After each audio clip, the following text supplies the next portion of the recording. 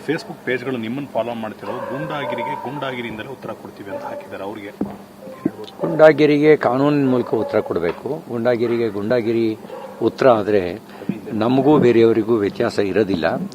ಆದರೆ ಕಾನೂನಿನ ಮೂಲಕ ಉತ್ತರ ಕೊಡಬೇಕು.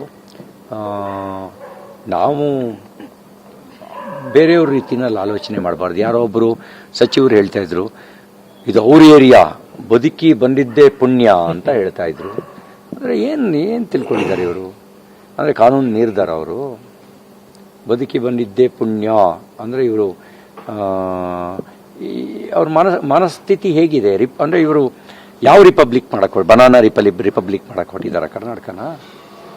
ಇಂಥವ್ರ ಕೈಗೆ ಅಧಿಕಾರದ ಚುಕ್ಕಾಣಿ ಸಿಕ್ಕಿದ್ರೆ ಏನು ಪರಿಸ್ಥಿತಿ ಬಂದ್ಬಿಡ್ಬೋದು ರಾಜ್ಯದ ಪರಿಸ್ಥಿತಿ? ಇನ್ನೊಂದು ಬನಾನಾ ರಿಪಬ್ಲಿಕ್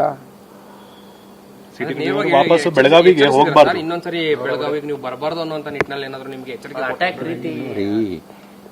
ನೋಡಿ, ಮನುಷ್ಯನಿಗೆ ಹುಟ್ಟು ಒಮ್ಮೆ, ಸಾವು ಒಮ್ಮೆ. ಭಗವಂತ ಆಯುಸ್ಸನ್ನು ಬರೆದಿರ್ತಾನೆ.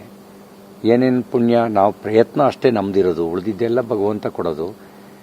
ಅವಕ್ಕೆಲ್ಲ ಹೆದರಿ ರಾಜಕಾರಣ ಮಾಡೋದಾಗಿದ್ರೆ, ಅದು ಹೆದರಿ ಸಾರ್ವಜನಿಕ ಜೀವನ ಮಾಡೋದಾಗಿದ್ರೆ, ನನಗೆ ಗೊತ್ತಿರೋ ಪ್ರಕಾರ 32 ವರ್ಷದ ಹಿಂದೆನೆ ನಾವು ಅಯೋಧ್ಯೆ ಹೋರಾಟ ಮಾಡ್ತಿದ್ದ ಸಂದರ್ಭದಲ್ಲೇ ಕೆಲವರು ನಮ್ಮ ತಲೆಗೆ ಬೆಲೆ ಕಟ್ಟಿದ್ರು.